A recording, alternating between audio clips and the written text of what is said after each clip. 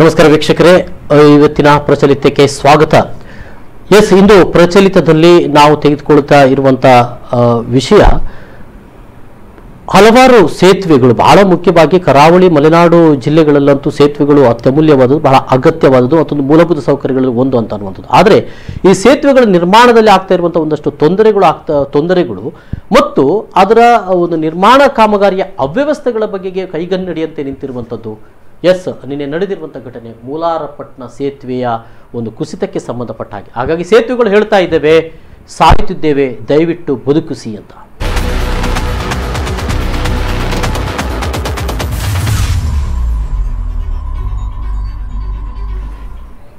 ಸಾಯುತ್ತಿದ್ದೇನೆ, ದಯವಿಟ್ಟು ಬದುಕಿಸಿದ್ದು ಸೇತುವೆಗಳು ಗೋಗುರಿಯುವ ರೀತಿ.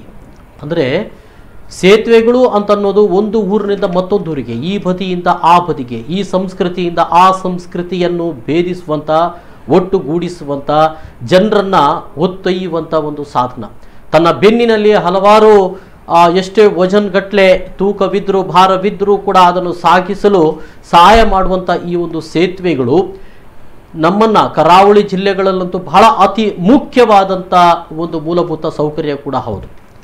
ಆದರೆ ಏನು ಮೂಲಾರಪಟ್ಟಣದಲ್ಲಿ ಒಂದು ಸೇತುವೆ ಕುಸಿತ ಉಂಟಾಗಿದೆ, ಇದು ಬಹುಶಃ ಈ ಘಟನೆ ಏನಿದೆ ಕೇವಲ ಏನೋ ಒಂದು ಅಚಾನಕ್ಕಾಗಿ ನಡೆದು ಹೋಯಿತು, ಒಂದು ಆಕ್ಸಿಡೆಂಟಲ್ ಕೇಸ್ ಅಂತ ಏನೂ ಹಾಗೆ ಇಲ್ಲ. ಈ ಕೇಸಿನ ಈ ಒಂದು ದುರ್ಘಟನೆಯ ನಂತರದಲ್ಲಿ ಒಂದಷ್ಟು ನಾವು ಆಲೋಚನೆ ಮಾಡಬೇಕಾಗಿದೆ. ಉಭಯ ಜಿಲ್ಲೆಗಳಲ್ಲಿ ಇರುವಂಥ ಅಥವಾ ಕರಾವಳಿ ಮಲೆನಾಡಿನಲ್ಲಿರುವಂಥ ಎಲ್ಲ ಸೇತುವೆಗಳ ಪರಿಸ್ಥಿತಿಯ ಬಗೆಗೂ ಕೂಡ ಒಂದಷ್ಟು ಅಧ್ಯಯನ ಆಗಬೇಕಾಗಿದೆ. ಮತ್ತು ಈಗಾಗಲೇ ಅಲ್ಲಿನ ಸ್ಥಳೀಯ ಜನರು ಕೂಡ ಏನೇನು ಈ ಬಗೆಗೆ ಸೇತುವೆಯ ಬಗೆಗೆ ತಮ್ಮ ಗೋಗರಿತಾ ಇದ್ದಾರೆ, ತಮ್ಮ ವಿನಂತಿಗಳನ್ನು ಮಾಡ್ತಾ ಇದ್ದಾರೆ, ಅದರ ಬಗೆಗೂ ಕೂಡ ಸಂಬಂಧಪಟ್ಟ ಇಲಾಖೆಗಳು, ಸರ್ಕಾರಗಳು ಗಮನ ಹರಿಸಬೇಕಾಗಿದೆ ಅಂತ ಅನ್ನುವಂಥದ್ದು. ಓಕೆ, ಒಂದೊಂದಾಗಿ ಇಡ್ತಾ ಇದ್ದೇನೆ. ನಾನು ಮೂಲಾರಪಟ್ಟಣ ಸೇತುವೆಯ ಒಂದು ಘಟನೆಯನ್ನು ನಿಮ್ಮ ಮುಂದೆ ನಾನು ಇಲ್ಲಿ ಇಡ್ತಾ ಇದ್ದೇನೆ, ನೋಡ್ತಾ ಇದ್ದೀರ ಅದರ ದೃಶ್ಯಗಳನ್ನು. ಮೂಲಾರಪಟ್ಟಣ ಸೇತುವೆ ನಿನ್ನೆ ಕುಸಿದಿರುವಂಥದ್ದು, ಇಲ್ಲಿ ದೃಶ್ಯವನ್ನು ನೋಡ್ತಾ ಇದ್ದೀರಿ. ಸುಮಾರು 35 ವರ್ಷಗಳ ಹಿಂದೆ ನಿರ್ಮಿಸಲಾಗಿರುವಂಥ ಸೇತುವೆ ಇದು. ಈ ಸೇತುವೆ ನಿನ್ನೆ ಕುಸಿದಿದೆ. ಅಂದರೆ ಈ ಫಲ್ಗುಣಿ ನದಿಗೆ ಇದನ್ನು ಕಟ್ಟಿರುವಂಥ ಒಂದು ಸೇತುವೆ ಇದು. ನೀರಿನ ಹರಿವು ಹೆಚ್ಚಾಗ್ತಾ ಇದೆ ಅಂತ ಏಕಾಏಕಿ ಸೇತುವೆ ನಿನ್ನೆ ಕುಸಿದು ಬಿದ್ದಿದೆ. ಯಾವುದೇ ವಾಹನಗಳು ಸೇತುವೆಯಲ್ಲಿ ಸಂಚರಿಸದೇ ಇದ್ದ ಪರಿಣಾಮ ಭಾರೀ ಅನಾಹುತವೊಂದು ತಪ್ಪಿದಂತಾಗಿದೆ. ಅಂದರೆ ಕೆಲವೇ ಕ್ಷಣಗಳ ಮೊದಲು 2 ಬಸ್ಸುಗಳು ಈ ಒಂದು ಸೇತುವೆ ಮೂಲಕ ಹಾದು ಹೋಗಿತ್ತಂತೆ. ಆ ನಂತರ ಈ ಘಟನೆ ನಡೆದಿರುವಂಥದ್ದು. ಫಲ್ಗುಣಿ ನದಿಯಲ್ಲಿ ನೀರಿನ ಹರಿವು ಹೆಚ್ಚಾಗ್ತದೆ, ಸೇತುವೆ ಕುಸಿದು ಬಿದ್ದಿದೆ. ಸೇತುವೆಯ ಕೆಳಭಾಗದಲ್ಲಿ ಅಕ್ರಮವಾಗಿ ಮರಳುಗಾರಿಕೆಯೂ ನಡೀತಾ ಇದೆ. ಹಲವು ಬಾರಿ ಅಕ್ರಮಕ್ಕೆ ಕಡಿವಾಣ ಹಾಕಲಾಗಿದ್ದರೂ ರಾಜಕೀಯ ಪ್ರಭಾವ ಬಳಸಿ ಅಕ್ರಮ ಮರಳುಗಾರಿಕೆ ನಡೆಸಲಾಗುತ್ತಿದೆ ಅಂತ ಹೇಳಿ ದೂರಲಾಗಿದೆ. ಸೇತುವೆ ಕುಸಿದು ಬೀಳಲು ಇದು ಪ್ರಮುಖ ಕಾರಣ ಅಂತ ಹೇಳಲಾಗ್ತಾ ಇದೆ. ಸೇತುವೆ ಕುಸಿದಿರುವ ಸ್ಥಳಕ್ಕೆ ಜಿಲ್ಲಾಡಳಿತ ಅಧಿಕಾರಿಗಳೆಲ್ಲ ಭೇಟಿ ನೀಡಿ ಪರಿಶೀಲನೆ ಕೂಡ ನಡೆಸಿದ್ದಾರೆ. ಇದೀಗ ಸುತ್ತು ಬಳಸಿ ಸುಮಾರು 21 ಕಿಲೋಮೀಟರ್ ಸುತ್ತು ಬಳಸಿ ಅಲ್ಲಿ ಹೋಗಬೇಕಾಗಿದೆ. ಕುಪ್ಪೆ ಪದವು ಮತ್ತು ಬಂಟ್ವಾಳವನ್ನು ಸಂಪರ್ಕ ಮಾಡುವಂಥ ಒಂದು ಪ್ರಮುಖ ರಸ್ತೆ ಕೂಡ ಹೌದು ಮೂಲಾರಪಟ್ಟಣ ಸೇತುವೆ. ಓಕೆ, ಇದು ನಿನ್ನೆ ನಡೆದಂತಹ ಘಟನೆ. ಸೊ ಈ ಘಟನೆ ನಡೆಯುವುದಕ್ಕಿಂತ ಮೊದಲೇ ಇಲ್ಲಿನ ಸ್ಥಳೀಯ ಜನರು ಈ ಬಗೆಗೆ ಒಂದು ಮಾಹಿತಿಯನ್ನು ಕೂಡ ಕೊಟ್ಟಿದ್ರು. ಅಂದರೆ ಮಾಹಿತಿಯನ್ನು ಕೊಟ್ಟಿದ್ರು ಅಂತ ಹೇಳಿದ್ರೆ, ಇದು ಸಾಮಾಜಿಕ ಜಾಲತಾಣದಲ್ಲಿ ವಾಟ್ಸಪ್ಪಲ್ಲಿ ವೈರಲ್ ಕೂಡ ಆಗಿದೆ. ಅಲ್ಲಿ ಆ ಸ್ಥಳೀಯ ವ್ಯಕ್ತಿಯೊಬ್ಬರು, ನೀವು ನೋಡ್ತಾ ಇದ್ರೆ ಅವರ ಹೆಸರು ಹಮೀದ್ ಅಂತ ಹೇಳಲಾಗ್ತಾ ಇದೆ. ಅವರು ಕಳೆದ ಕೆಲ ದಿನಗಳ ಹಿಂದೆ ತನ್ನ ಸ್ನೇಹಿತರ ಜೊತೆಗೂಡಿ ಅಲ್ಲಿ ಬಂದು ಅವರು ಈ ಸೇತುವೆಯ ಬಗೆಗೆ ಒಂದೊಂದಷ್ಟು ಅಲ್ಲಿ ಹೇಳ್ತಾ ಇದ್ದಾರೆ ನೋಡಿ. ಅಂದರೆ ಕೆಲ ದಿನಗಳ ಹಿಂದೆ ಇದು ಬಿರುಕು ಬಿಟ್ಟಿರುವುದನ್ನು ಆಗಲೇ ಅಲ್ಲಿಯ ಸ್ಥಳೀಯರು ಅದನ್ನು ಗುರುತಿಸಿದರು. ಆ ಗುರುತಿಸಿ ನೋಡಿ ಇದು ಬಹಳ ಅಪಾಯ ಇದೆ ಅನ್ನುವಂಥ ಮಾತನ್ನು ಆ ವ್ಯಕ್ತಿ ಅಲ್ಲಿ ಹೇಳ್ತಾ ಇದ್ದಾರೆ.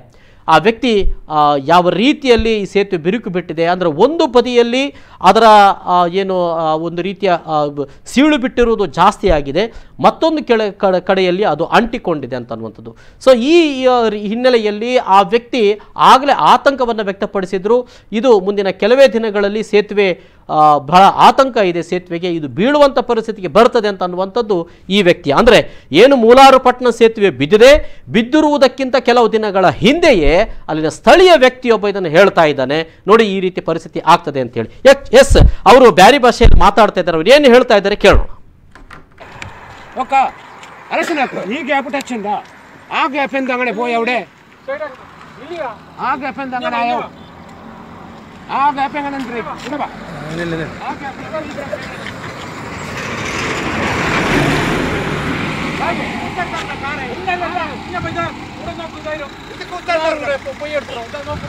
ಅಲ್ಲ ಅದು ಕೊಯ್ಯರ್ತಲ್ಲ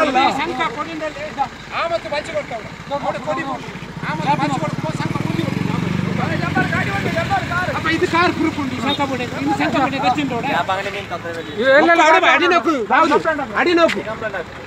ಅಡಿನೋಕು ಇದು ಯಾವುದು ಗ್ಯಾಪ್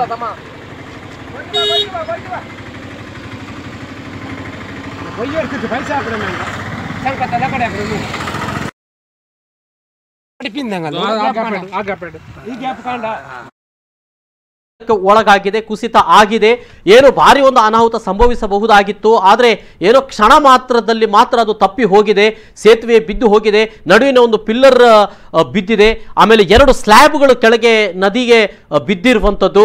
ಆದರೆ ಈ ದುರ್ಘಟನೆ ನಡೆಯುವ ಮೊದಲೇ ಅಂದರೆ ಕೆಲವು ದಿನಗಳ ಹಿಂದೆನೆ ಅಲ್ಲಿ ಸ್ಥಳೀಯ ವ್ಯಕ್ತಿಯೊಬ್ಬ ಹೇಳ್ತಾ ಇದ್ದಾನೆ, ಈ ಸೇತುವೆ ನೋಡಿ ಇದು ಬೀಳ್ತದೆ, ಇದು ದೊಡ್ಡ ಅಪಾಯಕಾರಿ ಅಂತೇಳಿ. ಆದರೆ ಆ ಒಬ್ಬ ವ್ಯಕ್ತಿ ಹೇಳ್ತಾ ಇದ್ರೆ ಸುತ್ತ ಒರಿದಿರೋರು ಅದು ರೆಕಾರ್ಡ್ ಮಾಡಿದ್ರು, ಒಂದು ರೀತಿಯಲ್ಲಿ ಅಪಹಾಸ್ಯ ಕೂಡ ಮಾಡ್ತಾರೆ ಆ ವ್ಯಕ್ತಿಯನ್ನ.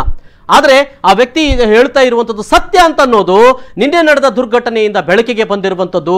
ಅಂದರೆ ಈ ರೀತಿಯಾಗಿ ಸಾರ್ವಜನಿಕರು, ಸ್ಥಳೀಯರು ಹಲವಾರು ಬಾರಿ ಸಂಬಂಧಪಟ್ಟಂತ ಇಲಾಖೆಗಳನ್ನು ಸಾಮಾಜಿಕ ಜಾಲತಾಣದ ಮೂಲಕ ತಮ್ಮ ಹೋರಾಟಗಳ ಮೂಲಕ ಅವರು ಎಚ್ಚರಿಕೆಯನ್ನು ನೀಡ್ತಾ ಬರ್ತಾ ಇದ್ರು ಕೂಡ ನಮ್ಮ ಸಂಬಂಧಪಟ್ಟಂತ ಇಲಾಖೆಗಳು ಮಾತನಾಡದೇ ಇರ್ತವೆ. ಒಂದು ವೇಳೆ ಬಸ್ಸು ಅದೇ ಸಮಯದಲ್ಲಿ ಬರ್ತಾ ಇದ್ರೆ 100 ಜನ ಅಲ್ಲಿ ಬಲಿಯಾಗ್ತಾ ಇರಲಿಲ್ವೇ?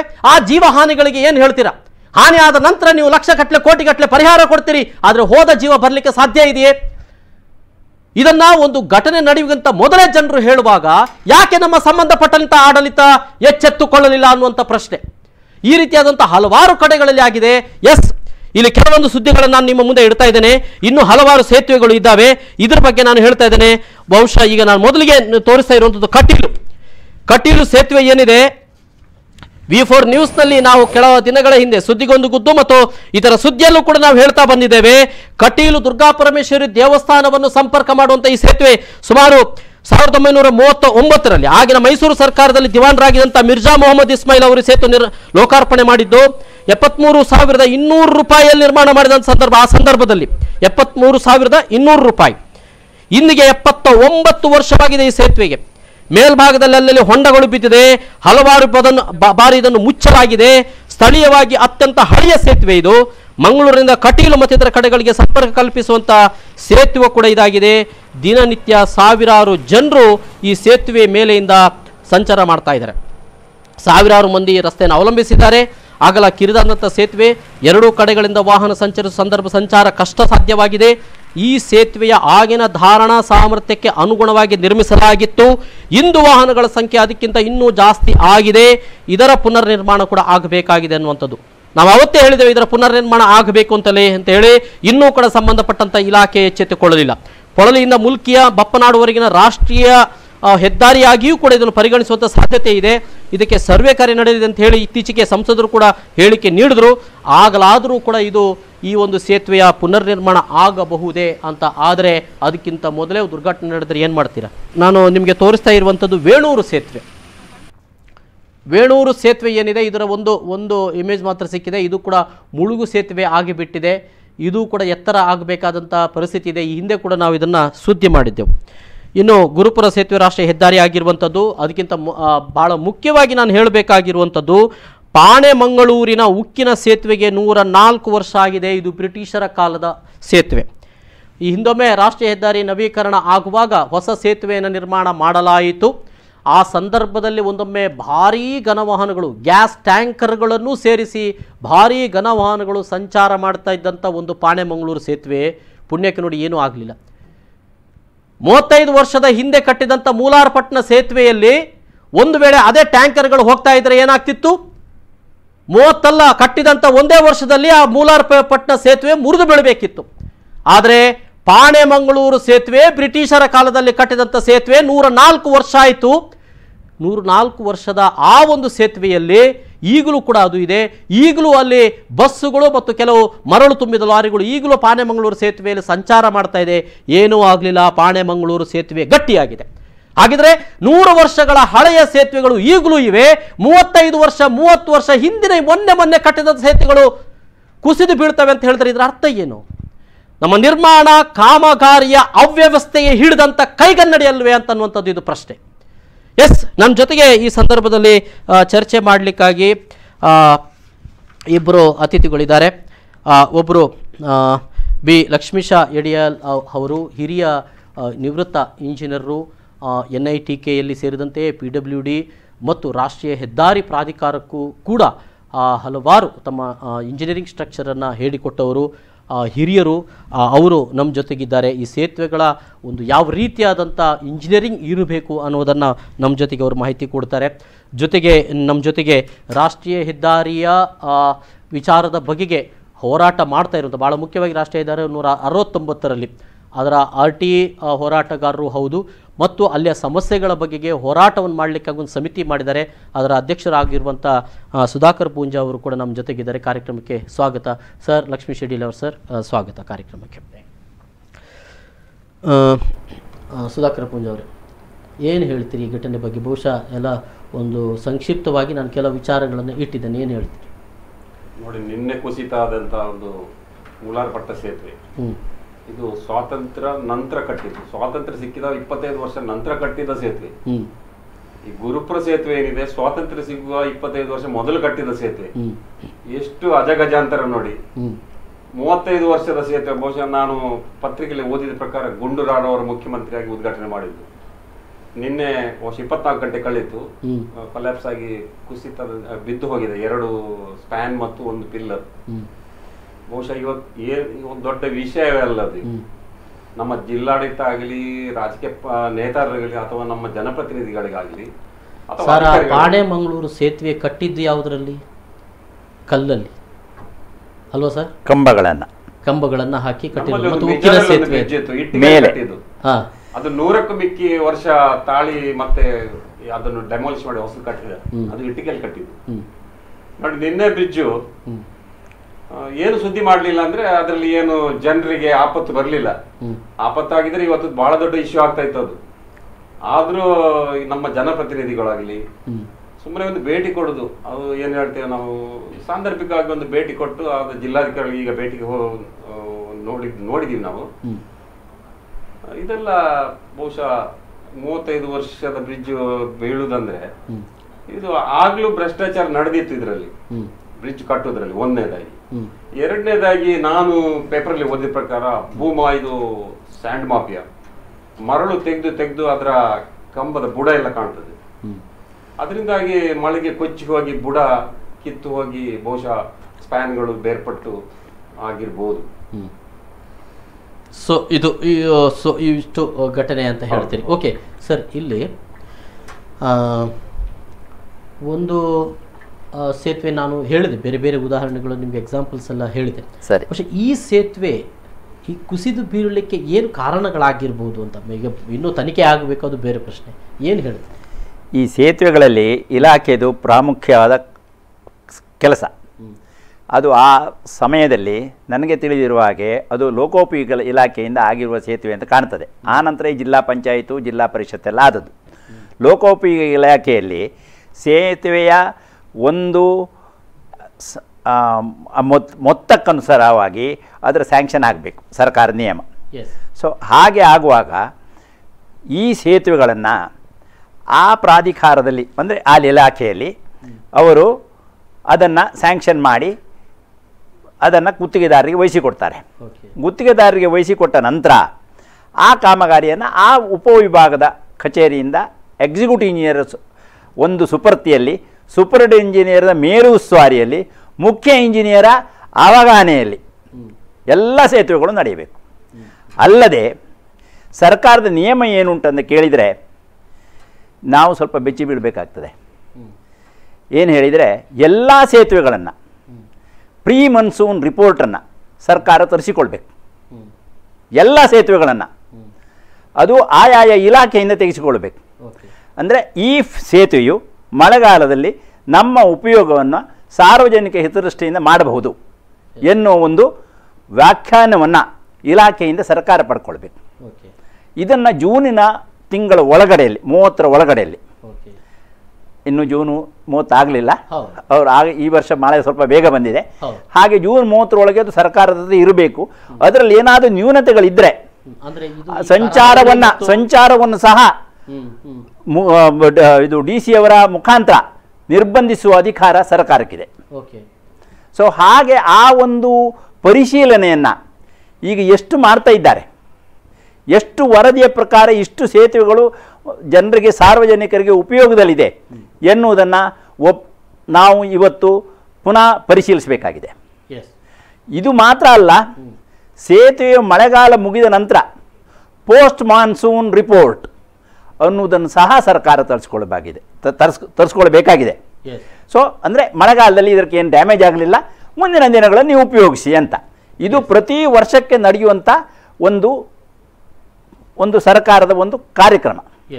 ನಾವು ಇಲಾಖೆಯಲ್ಲಿ ಕೆಲಸ ಮಾಡುವಾಗ ಈ ಬಗ್ಗೆ ಪ್ರತಿಯೊಂದು ಸೇತುವೆಗೂ ಹೋಗ್ತಿತ್ತು. ನಾನು ಸೇತುವೆಯ ಮುಖ್ಯ ಹೇಳುವುದಾದರೆ ಮಡಿಕೇರಿಯಲ್ಲಿ ನಾನು 5 ವರ್ಷ ಕೆಲಸ ಮಾಡಿದ್ದೇನೆ, 1995ರಿಂದ 2000ವರೆಗೆ. ಆಗ ಎಲ್ಲ ಸೇತುವೆಗಳನ್ನು ಪರಿಶೀಲಿಸಿ ನಮಗೆ ಒಂದೆರಡು ಸೇತುವೆ ಮೇಲೆ ಸ್ವಲ್ಪ ಭಾವನೆಗಳಿದ್ದರೆ ಅದಕ್ಕೆ ಪ್ರೊಟೆಕ್ಷನ್ ಮಾಡಿ, ಆದ್ದರಿಂದ ಅದನ್ನು ನಾವು 2 ರಿಪೋರ್ಟ್ಗಳನ್ನು ಕಳಿಸ್ತಾ ಇದ್ದಾರೆ. ಈಗ ಈ ರಿಪೋರ್ಟನ್ನು ಕಳಿಸಿದ್ದಾರೆ ಎನ್ನುವುದನ್ನು ನನಗೆ ಕಾಣ್ತಾ ಉಂಟು. ಇಷ್ಟು ಏನಾದರೂ ತೊಂದರೆಗಳಿದ್ದರೆ ಅದನ್ನು ಸರ್ಕಾರ ಖಂಡಿತ ಮುಂದಿನ ದಿನಗಳಲ್ಲಿ ಮಾಡಬೇಕು. ಆಯಾಯ ಇಲಾಖೆಯಿಂದ, ಇದು ಜಿಲ್ಲಾ ಪಂಚಾಯತಿಗೆ ಒಳಗೊಟ್ಟಿರ್ಬೋದು, PWD ಒಳಗೊಟ್ಟಿರ್ಬೋದು, ಕಟ್ಟಿದವರು ಯಾರೇ ಇರ್ಬೋದು, ಆದರೂ ಇದು ನಡೀಲೇಬೇಕಾಗಿದೆ. ಸೊ ಈ ರೀತಿ ಅವಗಾಹನೆಗೆ ಬರುವುದು ನಮಗೆ ಒಂದು ಖೇದ. ಅಂದರೆ ಈ ಘಟನೆ ನಡೆದ ನಂತರ ಇದು ಗೊತ್ತಾಗುವಂಥದ್ದು. ಆದ್ದರಿಂದ ಮೊದಲೇ ಜನರು ಹೇಳ್ತಾರೆ, ಮತ್ತೆ ಅದನ್ನು ಸರ್ ಹೇಳಿದ ಹಾಗೆ ಒಂದಷ್ಟು ಮೊದಲೇ ಪರಿಶೀಲನೆಗೆ ಒಳಪಡಿಸಿದರೆ ಖಂಡಿತ ಇಂಥ ದುರ್ಘಟನೆ ನಡೆಯಲಿಕ್ಕೆ ಸಾಧ್ಯ ಇಲ್ಲ ಅಂತ ಅನ್ನೋದು. ಸಣ್ಣ ಬ್ರೇಕ್ನ ಬಳಿಕ ಮತ್ತೆ ಈ ಸಂವಾದ ಮುಂದುವರಿಯುತ್ತೆ.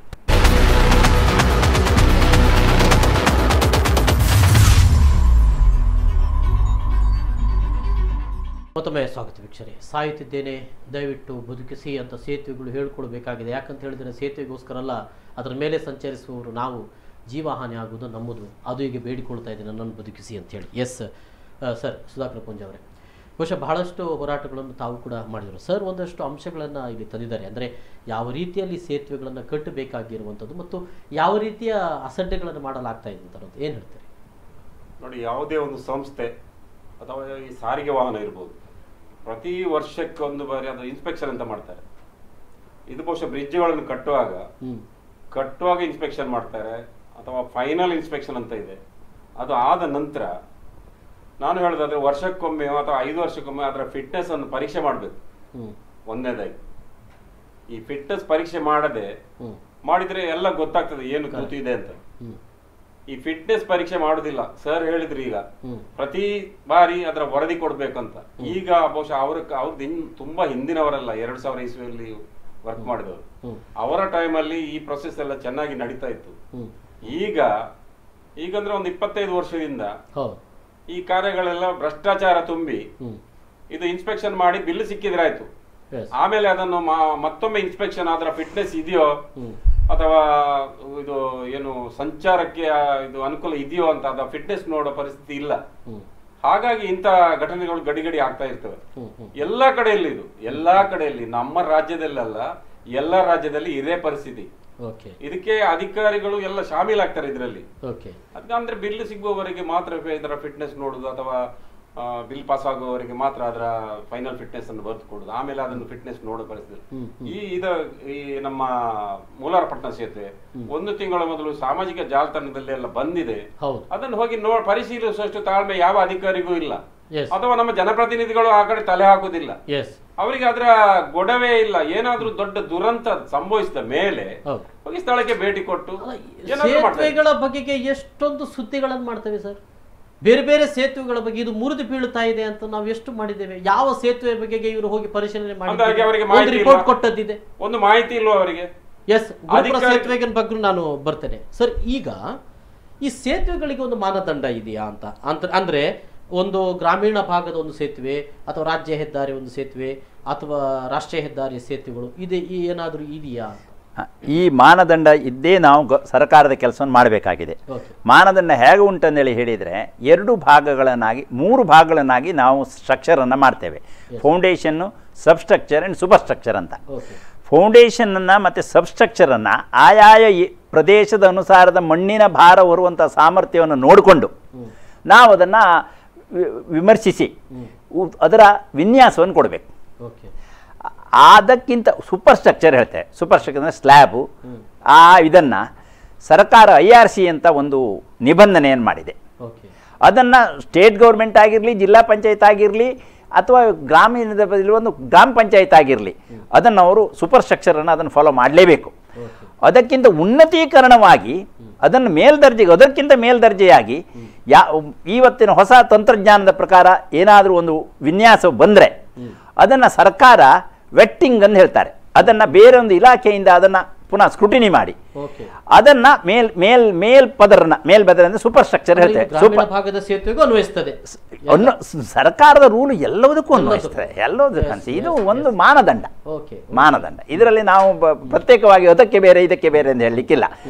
ಆದರೆ ಜನರಲ್ ಆಗಿ ನಮ್ಮ ಇಂಜಿನಿಯರ್ಸ್ ಏನು ಮಾಡ್ತಾರೆ, ಸೂಪರ್ ಸ್ಟ್ರಕ್ಚರ್ನ ಮಟ್ಟಿಗೆ ಅವರು ಹೆಚ್ಚು ತಲೆ ಹಾಕುವುದಿಲ್ಲ.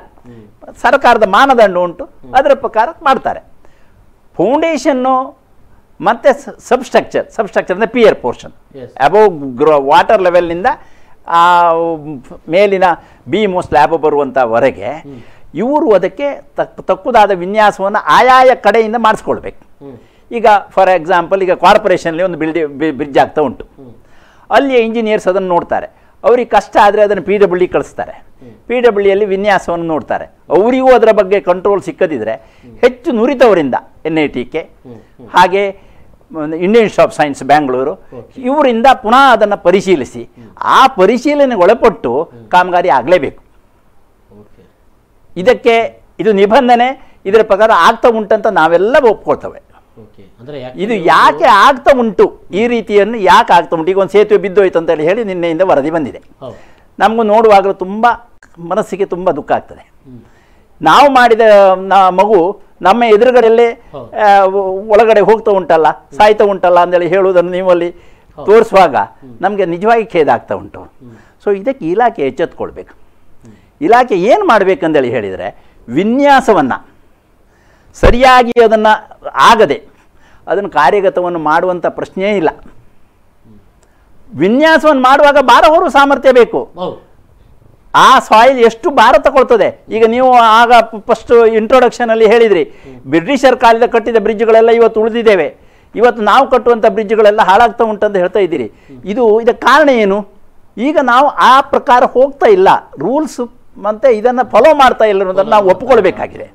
ಸೊ ಇದಕ್ಕೆ ಸರ್ಕಾರ ಮಾತ್ರ ಅಲ್ಲ, ಇಲಾಖೆಯವರು ಸಂಪೂರ್ಣ ಅವರು ಇನ್ನಾದರೂ ಈ ದುರ್ಘಟನೆಗಳು ನಡೆಯದ ಹಾಗಿದ್ದಲ್ಲಿ ಈಗ ಒಂದು ಅಂಶ ಅಲ್ಲಿ ಬೆಳಕಿಗೆ ಬಂದಿರುವಂಥದ್ದು, ಸ್ಥಳೀಯರು ಹೇಳಿರುವಂಥ, ಈಗ ಸರ್ ಹೇಳಿರುವಂಥದ್ದು, ಅಲ್ಲಿ ಅಕ್ರಮ ಮರಳುಗಾರಿಕೆಯಿಂದ ಸೇತುವೆ ಬಿದ್ದಿದೆ ಅಂತ. ಹಾಗಿದ್ರೆ ಏನು, ಅಕ್ರಮ ಮರಳುಗಾರಿಕೆ ಎಷ್ಟು ಅಡಿಯಲ್ಲಿ ಮಾಡಿರಬಹುದು ಅವರು?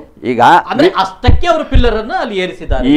ಈಗ ಆ ವಿಷಯವನ್ನು ಹೇಳುವುದಾದ್ರೆ, ಡಿಸೈನ್, ನಾನೊಬ್ಬ ಸ್ಟ್ರಕ್ಚರ್ ಇಂಜಿನಿಯರ್, ನಾನು ಈ ವಿನ್ಯಾಸಗಳನ್ನು ನೀವು ಬಂದು ಕೇಳಿದ್ರು ಕೊಡ್ತೇನೆ, ಸರ್ಕಾರ ಬಂದರು ಕೇಳಿದ್ರು ಕೊಡ್ತೇನೆ, ಯಾರು ಬಂದು ಕೇಳಿದ್ರು ನನಗೆ ಇದ್ದ ನಾಲೆಜನ್ನು ನಾನು ಹಂಚಿಕೊಳ್ತೇನೆ. ಹಾಗೆ ಕೊಡುವಾಗ ನಮಗೆ ನಿಬಂಧನೆಗಳಿದ್ದಾವೆ. ಇಷ್ಟು ಅಡಿಯಲ್ಲಿ ಸೇತುವೆ ಅಡಿಪಾಯ ಇರಲೇಬೇಕು, ಅದರದ್ದು ಸೇಫ್ ಬೇರಿಂಗ್ ಕೆಪಾಸಿಟಿ ಅಂತ, ಭಾರ ಹೊರುವ ಸಾಮರ್ಥ್ಯ ಇದು ಉಂಟ ಇಲ್ಲೋ ಎನ್ನುವುದನ್ನು ಪರಿಶೀಲಿಸ್ಕೊಳ್ಬೇಕು ಇನ್ಸ್ಟಿಟ್ಯೂಷನ್ಗಳಿಂದ ಅಥವಾ ಸಾಯಿಲ್ ಲ್ಯಾಬೊರೇಟರಿಗಳಿಂದ. ಅದರ ಮೇಲೆ ನಾವು ವಿನ್ಯಾಸವನ್ನು ಅವರಿಗೆ ತಯಾರಿಸಿ ಕೊಡಬೇಕು. ವಿನ್ಯಾಸವನ್ನು ತಯಾರಿಸಿ ಕೊಡುವಾಗ ಆ ಒಂದು ಸಾಯಿಲ್ನ ನಾವು ಪರ್ಟಿಕ್ಯುಲರ್ಸನ್ನು ಎಲ್ಲಿಂದ ಪಡಿತೇವೆ ಲ್ಯಾಬೊರೇಟರಿಯಿಂದ, ಅದರ ಪ್ರಕಾರ ಅಲ್ಲಿ ಸಾಯಿಲ್ ಉಂಟ ಎನ್ನುವುದನ್ನು ಮೇಲಾಧಿಕಾರಿಗಳು ಬಂದು ಚೆಕ್ ಮಾಡಿ ಅದಕ್ಕೆ ಅಪ್ರೂವಲ್ ಕೊಡಬೇಕು. ಈಗ ಫಾರ್ ಎಕ್ಸಾಂಪಲ್ ಒಂದು 5 ಕೋಟಿ ಬ್ರಿಡ್ಜ್ ಇದ್ದರೆ ಅದನ್ನೊಬ್ಬ ಜೂನಿಯರ್ ಇಂಜಿನಿಯರ್ ಅಪ್ರೂವಲ್ ಕೊಡಲಿಕ್ಕೆ ಆಗೋದಿಲ್ಲ. ಅದನ್ನು ಮುಖ್ಯ ಇಂಜಿನಿಯರ್ ಬಂದೇ ಅಪ್ರೂವಲ್ ಕೊಡಬೇಕಾಗ್ತದೆ, ಅಥವಾ ಸೂಪರ್ಡ್ ಇಂಜಿನಿಯರ್ ಬಂದೇ ಅಪ್ರೂವಲ್ ಕೊಡಬೇಕಾಗ್ತದೆ. ಅವರು ಅಲ್ಲದಿದ್ದರೆ ಇದಕ್ಕೆ ಈಗ ಗೌರ್ಮೆಂಟ್ ಏನು ಮಾಡಿದೆ ಅಂತೇಳಿ ಹೇಳಿದರೆ ಏಜೆನ್ಸಿಗಳನ್ನು ಫಿಕ್ಸ್ ಮಾಡಿದೆ. ಆ ಏಜೆನ್ಸಿ ಮೂಲಕ ಅದನ್ನು ನಿಭಾಯಿಸಬೇಕಾಗ್ತದೆ. ಹಾಗೆ ಅದಕ್ಕೆ ಎಂಥದ್ದು, ಈಗ ಒಂದು ಹೊಸ ಸಿಸ್ಟಮ್ ಪ್ರಕಾರ ಆ ಒಂದು ಇಲಾಖೆಯಿಂದ ಮಾಡಲಿಕ್ಕೆ ಆಗದ್ದನ್ನು ಬೇರೆ ಕಂಪನಿಗೆ ಕೊಡುವುದು, ಕಂಪನಿಯವರು ಅದನ್ನು ಕಂಪ್ಲೀಟ್ ಆಗಿ ಜವಾಬ್ದಾರಿ ತಗೊಂಡು ಇಲಾಖೆಯಿಂದ ಪರಿಶೀಲಿಸಿ. ಹಾಗಿದ್ದಲ್ಲಿ ಇಲ್ಲಿ ಎಲ್ಲೋ ಒಂದು ಮರಳುಗಾರಿಕೆ ತೆಗೆದದ್ದರಿಂದಲೇ ಬಿದ್ದದ್ದು ಅಂತಿದ್ರೆ ಆ ಸೇತುವೆ ಕಟ್ಟಿದ್ರ ಒಂದು ಕಳಪೆ ನಿರ್ವಹಣೆ ಅಥವಾ ಕಾಮಗಾರಿ ಅಂತ ಹೇಳಬೇಕಾಗ್ತದೆ ಅಲ್ವೇ? ಏನ್ ಹೇಳ್ತೀರಿ? ಈಗ ಸುಧಾಕರ್ ಪಂಜ್ ಏನು ನೋಡಿ, ಅವ್ರು ಹೇಳಿದ್ರು ಅಧಿಕಾರಿಗಳು ಇನ್ಸ್ಪೆಕ್ಷನ್ ಮಾಡಬೇಕು ಅಂತ. ಕಾಲ ಕಾಲಕ್ಕೆ ಇನ್ಸ್ಪೆಕ್ಷನ್ ಮಾಡಿದ್ರೆ ಈ ಸಮಸ್ಯೆ ಬರುವುದಿಲ್ಲ. ಅದರ ಪೂರ್ವ ಮಾಹಿತಿ ತಿಳಿದು ಅದರ ಸಮೀಪ ಯಾರು ಹೋಗ್ಲಿಲ್ಲ ಅಂದ್ರೆ ಎಷ್ಟು ಒಂದು ಬೇಜವಾಬ್ದಾರಿ ಇದ್ದಾರೆ ನೋಡಿ. ಜನರ ಪ್ರಾಣದಲ್ಲಿ ಚೆಲ್ಲಾಟ ಮಾಡೋದು ಇವರು. ನಿನ್ನೆ ಏನಾದ್ರೂ ದುರಂತ ಆಗ್ತಾ ಇದ್ರೆ ಇವತ್ತು ದಕ್ಷಿಣ ಕನ್ನಡ ಕೆಲವು ಕ್ಷಣಗಳ ಮೊದಲು 2 ಬಸ್ಸುಗಳು ಪಾಸ್ ಆಗಿದ್ದಾವೆ. ಹೌದು, ಆ ನಂತರದಲ್ಲಿ ಮತ್ತೆ ಬರಲಿಲ್ಲ, ಆ ಸಂದರ್ಭದಲ್ಲಿ ಬರಲಿಲ್ಲ ಅಂದ್ರೆ ಇನ್ನು ಹೇಳಲಿಕ್ಕೆ ಅಸಾಧ್ಯ. ಯಾರಾದ್ರೂ ಬೈಕ್ ಸವಾರರು ಅದ್ರಲ್ಲಿ ಹೋಗಿದ್ದಾರ? ಯಾರು ಇನ್ನೂವರೆಗೆ ಇಷ್ಟವರೆಗೆ ಏನು ಸುದ್ದಿ ಆಗ್ಲಿಲ್ಲ. ಅಂದ್ರೆ ಅಷ್ಟು ನೀರಿದೆ ಸರ್ ಅದ್ರಲ್ಲಿ. ಹೌದು ಹೌದು, ಎಸ್ ಕರೆಕ್ಟ್. ಈಗ ನಾನು ಮತ್ತೆ ಈ ಗುರುಪುರ ಸೇತುವೆ ಬಗ್ಗೆ ಬರ್ತೇನೆ. ಬಹುಶಃ ಎಲ್ಲೋ ಅದು ಈಗ ಇತ್ತೀಚೆಗೆ ಅದು ರಾಜ್ಯ ಹೆದ್ದಾರಿ ಇದ್ದದ್ದು ರಾಷ್ಟ್ರೀಯ ಹೆದ್ದಾರಿ ಮತ್ತೆ ಆದದ್ದು, ಆದರೂ ಕೂಡ ಈಗಲೂ ಸೇತುವೆ ಉಳಿದಿದೆಲ್ಲ ಅಂತ ಅನ್ನೋದು ನಮ್ಮ ಪುಣ್ಯ. ಇನ್ನೂ ಅಂಥ ದುರ್ಘಟನೆ ನಡೆಯಲಿಲ್ಲ. ಆದರೆ ಎಲ್ಲ ಮಾಧ್ಯಮಗಳು ಎಲ್ಲರೂ ಕೂಡ ಸುದ್ದಿ ಮಾಡ್ತಾ ಇದ್ದಾರೆ ಆ ಸೇತುವೆ ಅಪಾಯದಲ್ಲಿದೆ ಅಂತ ಅನ್ನುವಂಥದ್ದು. ತಾವು ಭಾಳ ಹೋರಾಟ ಮಾಡ್ತಾ ಇದ್ರಿ ಅದರ ಬಗೆಗೆ. ಈಗಲೂ ಪರಿಸ್ಥಿತಿ ಹೇಗಿದೆ ಗುರುಪುರ ಸೇತುವೆ? ನೋಡಿ, ಕಳೆದ 5 ವರ್ಷದಿಂದ ನಾನು ಏಕಾಏಕಿ ಹೋರಾಟ ಮಾಡ್ತಾ ಇದ್ದೇನೆ.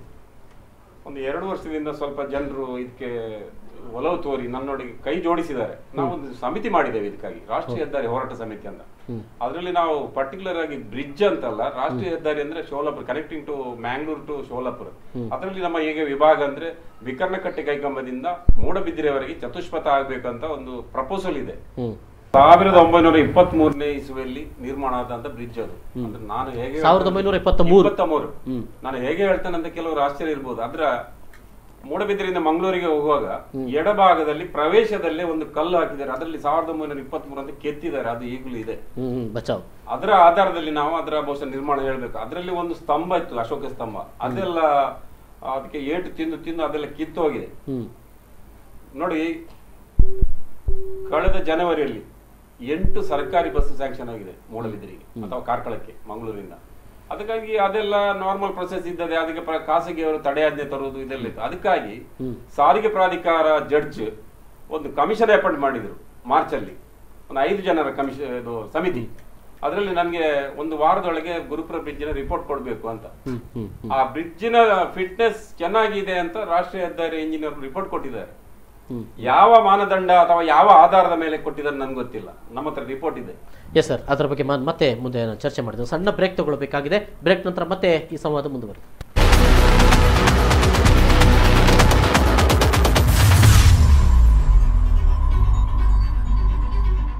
ಮತ್ತೊಮ್ಮೆ ಸ್ವಾಗತ ವೀಕ್ಷಕರೇ. ಸಾಯ್ತಿದ್ದೇನೆ, ದಯವಿಟ್ಟು ಬದುಕಿಸಿ. ನಮ್ಮ ಸೇತುವೆಗಳ ಪರಿಸ್ಥಿತಿ ಬಗ್ಗೆ ನಾವು ಚರ್ಚೆ ಮಾಡ್ತಿದ್ದೇವೆ. ಎಸ್, ಈಗಾಗಲೇ ಸುಧಾಕರ್ ಪೂಂಜಾ ಅವರು ಇಲ್ಲಿ ರೈಟ್ ಆಫ್ ಆಕ್ಟ್ ಅಲ್ಲಿ ತೆಗೆದಂತ ಒಂದಷ್ಟು ಮಾಹಿತಿಗಳನ್ನು ಇಲ್ಲಿ ಕೊಟ್ಟಿದ್ದಾರೆ. ಇದು 2017-18ರಲ್ಲಿ ಸಂಬಂಧಪಟ್ಟಂತ ರಾಷ್ಟ್ರೀಯ ಹೆದ್ದಾರಿ ಇಲಾಖೆಯವರು ಅವರಿಗೆ ಕೊಟ್ಟಿರುವಂತದ್ದು.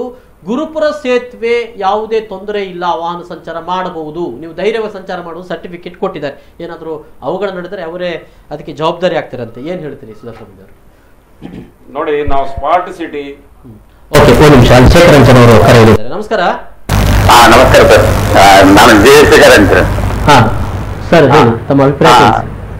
ನಾನು ಏನಂತ ಹೇಳುದು ಅಂದ್ರೆ, ಒಂದು ಬ್ರಿಡ್ಜಿಯ ಮೊದಲು ಕಾನೂನು ಇದ್ದದ್ದು ಏನಂದ್ರೆ, ಒಂದು ಬ್ರಿಡ್ಜಿಯ 1 ಕಿಲೋಮೀಟರ್ ಒಳಗೆ 1 ಕಿಲೋಮೀಟರ್ ದಾಟಿ. ಸ್ವಲ್ಪ ಗಟ್ಟಿಯಾಗಿ ಮಾತಾಡಿ ಸರ್. ಸ್ವಲ್ಪ ಗಟ್ಟಿಯಾಗಿ ಮಾತಾಡಿ. ಅಂದ್ರೆ ಒಂದು ಬ್ರಿಡ್ಜ್ ಇರುವಲ್ಲಿ 1 ಕಿಲೋಮೀಟರ್ ದಾಟಿ ಇದು ಮರಳು ತೆಗಿಬೇಕಂತ ಕಾನೂನು ಇತ್ತು. ಅದರ ನಂತರ ಅದು ಏನೋ ಒಂದು ಕಾನೂನಲ್ಲಿ ಏನಾಯ್ತು, ಅದು ಅರ್ಧ ಕಿಲೋಮೀಟರ್ಗೆ ಬಂತು. ಈಗ ಏನಾಗಿದೆ ಅಂದ್ರೆ, ಇಲ್ಲಿ ಬಹುಶಃ ಇಲ್ಲಿ ಮುತ್ತೂರು ಇದರಲ್ಲಿ ಅವರು ಸರ್ವೇರ್ನವರು ನಕ್ಷೆ ಮಾಡಿದಲ್ಲಿ ಜಾಗ ಎಲ್ಲಿ ಸಹ ನದಿಯಲ್ಲಿ ಜಾಗ ಇಲ್ಲ ಅಂದ್ರೆ ಅಲ್ಲಿವರೆಗೆ ಸಾಕು ಕೊಟ್ಟಿದ್ದಾರೆ, ಇಲ್ಲ ಅಂತ ಗೊತ್ತಿಲ್ಲ. ಅರ್ಧ ಕಿಲೋಮೀಟರ್ ಇತ್ತಲಾಗೆ ಕೊಟ್ಟಿದ್ದಾರೆ ಅವರು. ಬಹುಶಃ ಇವರು ಮರಳು ತೆಗೆದು ಇರುವುದೆಂದ್ರೆ ಆ ಬ್ರಿಡ್ಜ್ ಪಕ್ಕದಲ್ಲಿ ತೆಗಿತಾರೆ. ಅಲ್ಲಿ ಅಂತಲ್ಲ, ಕೂಲೂರು ಇತರ ಮಲವರು ಆ ಕಡೆ ಎಲ್ಲ ಹೀಗೆ ತೆಗಿತಾರೆ. ಬಹುಶಃ ಅಲ್ಲ, ಅದರಲ್ಲಿ ಕಳಪೆ ಇರ್ಬೋದು, ಬಹುಶಃ ಅದರಲ್ಲಿ ಮೊದಲು ಮಾಡಿದ ಕಳಪೆ ಇರ್ಬೋದು, ಇಲ್ಲಂತ ಹೇಳಿ ನಾನು ಹೇಳಲಿಕ್ಕೆ ಆಗುದಿಲ್ಲ. ಆದ್ರೆ ಈ ಮರಳಿನಿಂದಾಗಿಯೇ ಇದು ಸ್ವಲ್ಪ ಇದು ಆಗಿದೆ ಅಂತ ನನಗೆ ಡೌಟ್. ಒಂದು ಗಳಿಗೆ ಇದರಲ್ಲಿ ಅಲ್ಲಿ ಒಂದು ಏನಾದ್ರೂ ಒಂದು ವೆಹಿಕಲ್ ಬಂದ್ರೆ ಈ ಸತ್ತ ಇವರು ಹಣ ಮಾಡ್ತಾರೆ ಮರಳು ಮಾಫಿಯಾದವರು, ಆದ್ರೆ ಸತ್ತ ಜೀವಕ್ಕೆ ಯಾರು ಹೊಣೆ? ಎಸ್ ಎಸ್ ಅಲ್ಲ, ಇಲ್ಲಿ ನೀವು ಹೇಳುದು ಸರಿ ಇದೆ. ಅಂದ್ರೆ ಮರಳುಗಾರಿಕೆ ಎಲ್ಲಿ ನಡೆಸಬೇಕು, ಯಾವ ಸ್ಥಳಗಳಲ್ಲಿ ಅನ್ನೋದಕ್ಕೆ ಪರಿಜ್ಞಾನವೇ ಇಲ್ಲ. ಈಗ ಎಲ್ಲಿ ಬೇಕಾದ್ರೂ ಮರಳು ತೆಗೆಯುವ ಪರಿಸ್ಥಿತಿ. ಓಕೆ, ಒಪ್ಪಿಕೊಳ್ಳೋಣ. ಅದರ ಜೊತೆಗೆ ಅಲ್ಲಿ ಮರಳು ತೆಗೆದವರಿಗೆ ಸೇತುವೆ ಬೀಳ್ತದೆ ಅಂತ ಹೇಳಿದ್ರೆ ಅದರ ಪಿಲ್ಲರ್ ಗಳನ್ನ ಎಷ್ಟು ಆಳಕ್ಕೆ ಹಾಕಿರ್ಬೋದು, ಹಾಗಿದ್ರೆ ಎಷ್ಟು ಡೀಪ್ ಆಗಿ ತೆಗೆದಿರ್ಬೋದು ಇವರು? ಹೌದು ಅಲ್ವೇ? ಹಾಗಾದ್ರೆ ಸೇತುವೆ ಕಟ್ಟುವ ಸಂದರ್ಭದಲ್ಲಿ ಇದಿದೆ ಅಂದ್ರೆ ಕಳಪೆ ಕಾಮಗಾರಿ ಅಂತ ಹೇಳ್ಬೇಕಾಗಿದೆ. ಗ್ಯಾರಂಟಿ ಹೇಳ್ತೇನೆ, ಅದು ಗ್ಯಾರಂಟಿ ಹೇಳ್ತೇನೆ. ಅದು ಸಣ್ಣ ಮಟ್ಟದಲ್ಲಿ ಅಲ್ಲಿ ಕಳಪೆ ಹಾಗೆ ಆಗ್ತದೆ. ಅಂದ್ರೆ ಎಲ್ಲ ಫುಲ್ ಪರ್ಸೆಂಟ್ ಅಲ್ಲಿ ಯಾವ್ದು ಹಾಕುದಿಲ್ಲ. ಆದ್ರೆ ಸ್ವಲ್ಪ ಇದು ಅಂದ್ರೆ ಇವತ್ತು ಸ್ವಲ್ಪ ಇದೆ ಅಂತ ಅಂದ್ರೆ ಏನ ಮುಂದೊಂದು ಸಲ ಯಾವ್ದೋ ಒಂದು ಕೇಸಿನಲ್ಲಿ ಆಗಿದೆ ಅಂತೆ. ಅಲ್ಲೇ ಒಂದು ಬ್ರಿಡ್ಜ್ ಬೀಳುವಾಗ ಅದು ನಮ್ದಲ್ಲ, ಅಲ್ಲಿ ಮರಳು ತೆಗೆಯೋದ್ರಿಂದ ಆಗಿದೆ ಅಂತ. ಅದು ನಮ್ಗೆ ಅದರ ಕಥೆ ಗೊತ್ತಿಲ್ಲ.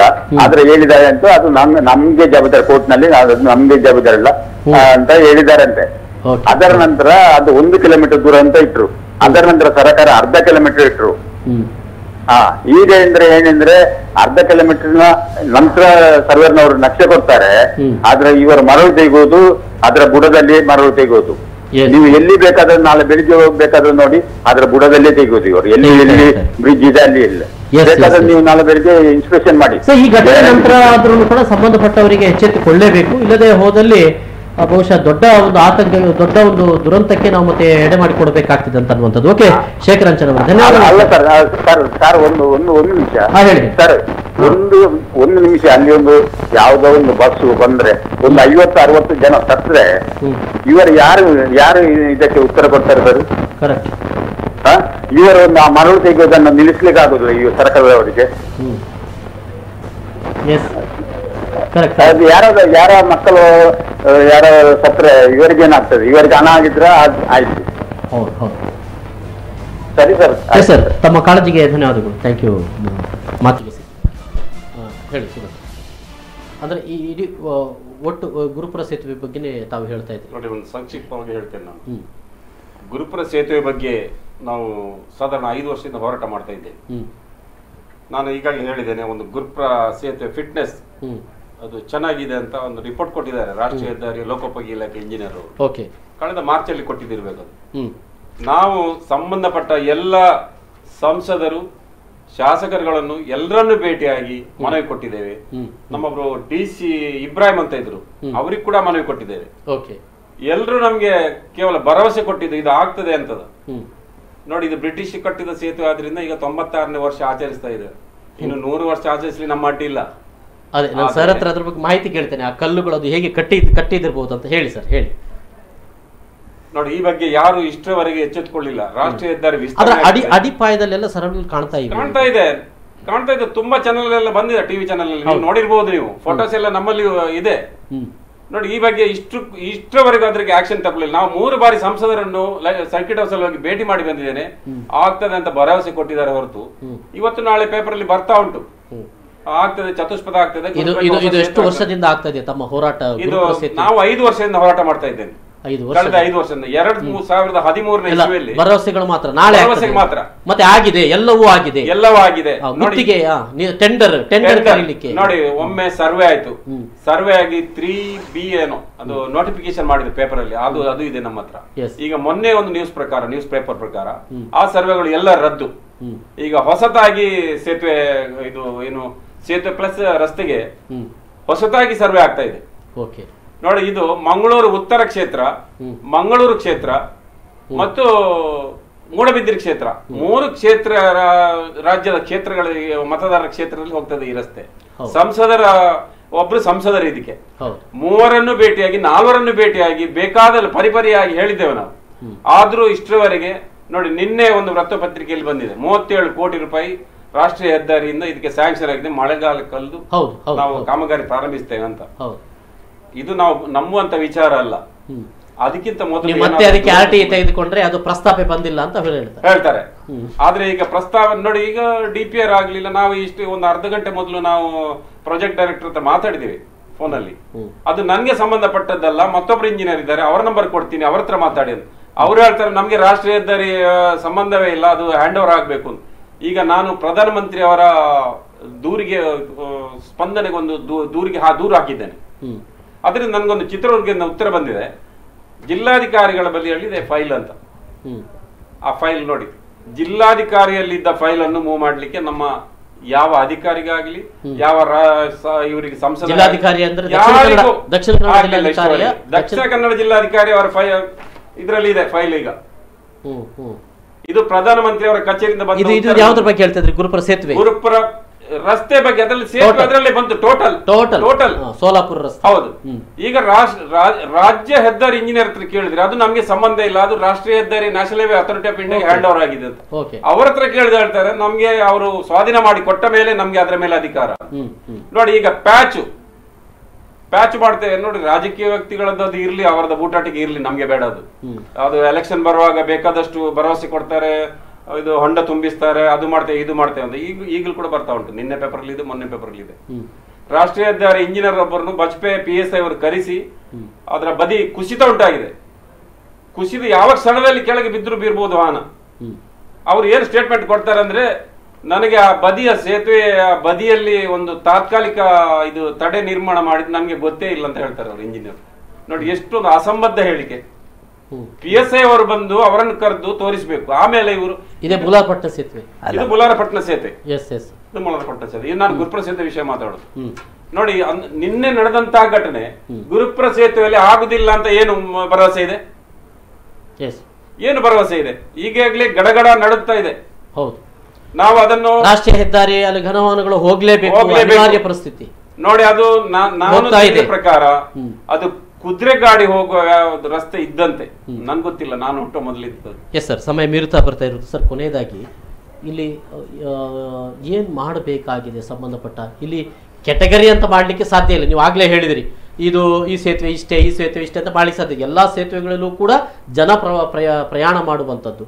ಸೊ ಏನ್ ಮಾಡಬೇಕಾಗಿದೆ ಕೊನೆಯದಾಗಿ? ಈಗ ಸರ್ಕಾರ ಮುಖ್ಯವಾಗಿ ಏನು ಮಾಡ್ತಾ ಉಂಟಂದೇಳಿ ಹೇಳಿದ್ರೆ, ಇಲಾಖೆಯಿಂದ ಕೆಲಸಗಳನ್ನು ಮಾಡ್ಲಿಕ್ಕೆ ಕಷ್ಟ ಆಗ್ತದೆ ಅಂತೇಳಿ PMC ಮಾಡ್ತಾ ಇದ್ದಾರೆ. ಓಕೆ, ಅಂದರೆ ಬೇರೆ ಒಂದು ಯೂನಿಟ್ಗಳನ್ನು ಈಗ ಟಾಟಾ ಕನ್ಸಲ್ಟೆಂಟು ಹಾಗೆ ಅವರಿಂದ ಮಾಡ್ತಾ ಇದ್ದಾರೆ. ಸೊ ಆ ರೆಸ್ಪಾನ್ಸಿಬಿಲಿಟಿಯನ್ನು ಈ ಪ್ರಾಜೆಕ್ಟ್ ಮಾಡುವಾಗ ಪ್ರಾಜೆಕ್ಟ್ ಮಾನಿಟರಿಂಗ್ ಅಂತ ಹಾಗೆ ಅದಕ್ಕೆ PMC ಅಂದರೆ ಅದರ ಪ್ರಕಾರ ಈಗ ಮಾಡಿದ ಸೇತುವೆಗಳು ನಮಗೆ ಈ ಲೋಕೋಪಯೋಗಿ ಇಲಾಖೆ ಅಥವಾ ನಮ್ಮ ಪರಿಷತ್ನಿಂದ ನಮ್ಮ ಹತ್ರ ಗೊತ್ತಿಲ್ಲದೆ ನಾವು ತಪ್ಪುಗಳನ್ನು ಮಾಡುವುದನ್ನು, ಆ ಒಂದು ಆವಿಷ್ಕಾರ ಇರುವಂತಹ ಒಂದು ಸಿಸ್ಟಮ್ಮು ಅದನ್ನು ಮುಂದುವರ್ಸ್ಕೊಂಡು ಹೋಗ್ತಾ ಉಂಟು. ಸೊ ಅದಕ್ಕೆ ನಾವು ಒತ್ತು ನೀಡುವುದು ಒಳ್ಳೆಯದು ಅಂತ ಏನು ಹೇಳ್ತಾರೆ? ಕೊನೆಯದಾಗಿ ನಾನು ಹೇಳುದಂದ್ರೆ, ನೋಡಿ ಗುರುಪುರ ಸೇತುವೆ ಇದರ ಧಾರಣ ಸಾಮರ್ಥ್ಯವನ್ನು ಮೊದಲು ನಿರ್ಧಾರ ಮಾಡಬೇಕು.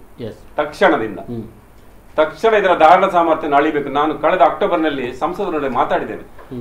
ನಾಳೆ ಬಂದು ಅದರ NITK ಎಂಜಿನಿಯರ್ಸ್ ಬಂದು ಧಾರಣ ಸಾಮರ್ಥ್ಯ ನಿರ್ಧರಿಸ್ತಾರೆ ಅಂತ ಹೇಳಿದ್ದಾರೆ. ಇದುವರೆಗೆ ಅದರ ವರದಿಯನ್ನು ಬಹಿರಂಗ ಮಾಡಲಿಲ್ಲ.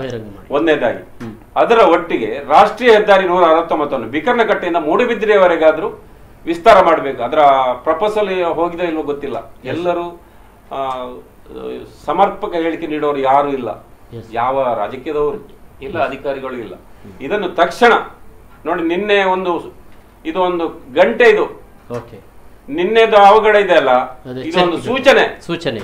ಇದು ಗುರುಪುರ ಬ್ರಿಡ್ಜ್ ಇದೇ ತರ ಆದ್ರೆ ಈಗ ಅದರಲ್ಲಿ ಬಹುಶಃ ಆ ಸಮಯದಲ್ಲಿ 1923ರಲ್ಲಿ 10 ಟನ್ ಹೋಗುವ ಭಾರ ಇರ್ಲಿಕ್ಕಿಲ್ಲ, ಈಗ 40ರಿಂದ 50 ಟನ್ ಹೋಗ್ತಾ ಇದೆ. ಅದನ್ನು ನಿರ್ಬಂಧಿಸಬೇಕು. ಒಂದನೇದಾಗಿ ಸಾರಿಗೆ ಇಲಾಖೆಯೋ ಪೊಲೀಸ್ ಇಲಾಖೆ ಇದನ್ನು ನಿರ್ಬಂಧಿಸಬೇಕು. ಇದನ್ನು ಮೊದಲು ಮಾಡಬೇಕು. ಬಿದ್ದ ಮೇಲೆ ನಾವು ಅದು ಶೋಕ ವ್ಯಕ್ತಪಡಿಸುವುದಲ್ಲ. ಓಕೆ, ಸುಧಾಕರ್ ಪೂಂಜಾ ಅವರಿಗೂ ಮತ್ತು ಲಕ್ಷ್ಮೀಶ ಅವರಿಗೂ ಧನ್ಯವಾದಗಳು ಸಂವಾದದಲ್ಲಿ ಭಾಗವಹಿಸಿದ್ದಕ್ಕಾಗಿ. ಇದು ಸುಧಾಕರ್ ಪೂಂಜಾ ಅವರು ಹೇಳಿದ ಹಾಗೆ ಬಹಳಷ್ಟು ಅವರು ವಿನಂತಿಯನ್ನು ಈ ಹಿಂದೆ 5 ವರ್ಷಗಳಿಂದ ಮಾಡ್ತಾ ಇದ್ದಾರೆ. ಈಗಲೂ ನೀವು ಮಾಡದೆ ಹೋದರೆ ಒಂದಷ್ಟು ಜೀವ ಹೋದ ನಂತರ ಯಾವಾಗ ಮಾಡ್ತೀರಾ? ಅಲ್ಲಿ ಆ ಮೂಲಾರಪಟ್ಟೆ ಸೇತುವೆ ಮೇಲೆ ಆ ವ್ಯಕ್ತಿ ಸಾಮಾಜಿಕ ಜಾಲತಾಣದಲ್ಲಿ ತನ್ನ ಅಭಿಪ್ರಾಯಗಳನ್ನು ಹೇಳ್ತಾ ಇದ್ದಾನೆ, ಅದನ್ನು ಕೂಡ ಗಮನಿಸಲಿಕ್ಕೆ ಆಗಲಿಲ್ಲ. ಸರ್, ಲಕ್ಷ್ಮೀಶ್ ಯಡಿಯಾಳ್ ಅವರು ಹೇಳಿದ ಹಾಗೆ ಒಂದಷ್ಟು ಸರ್ಕಾರಗಳು ಇದರ ಬಗೆಗೆ ಒಂದು ಸ್ಪಷ್ಟವಾದಂಥ ನಿಲುವುಗಳು ತೆಗೆದುಕೊಳ್ಬೇಕು. ಏನು ಕಾನೂನು ಇದೆಯೋ, ಒಂದು ನಿಲುವುಗಳಿದ್ದವು ಹಿಂದೆ ಬ್ರಿಟಿಷರ ಕಾಲದಲ್ಲಿ ಇದ್ದಂಥ ನಿಲುವುಗಳೇ, ಅದನ್ನೇ ನೀವು ಪರಿಪಾಲನೆ ಮಾಡಿದರೆ ಸಾಕು ಅಂತ ಅನ್ನುವಂಥದ್ದು. ಸೊ ಅಷ್ಟಕ್ಕೂ ಇಲ್ಲ, ಈಗಲೇ ಆದಂಥ ಒಂದಷ್ಟು ನಿಲುವುಗಳಿದ್ದಾವೆ, ನಿಯಮಗಳಿದ್ದಾವೆ ಸೇತುವೆಗಳ ಬಗೆಗೆ, ಅದನ್ನು ಪರಿಪಾಲನೆ ಆಗ್ತಾ ಇಲ್ಲ ಅಂತ ಅನ್ನುವಂಥದ್ದು ಭಾಳ ಸ್ಪಷ್ಟವಾಗಿ ಗೋಚರ ಆಗ್ತಾ ಇದೆ ಅಂತ. ಈ ಹೊತ್ತಿನ ವಿಶೇಷ ನಿರಂತರ ಸುದ್ದಿ ಮನೋರಂಜನೆ ಮುಂದುವರೆತಾ ನೋಡ್ತಾರೆ. ವಿಫೋರ್ ನ್ಯೂಸ್. ನಮಸ್ಕಾರ.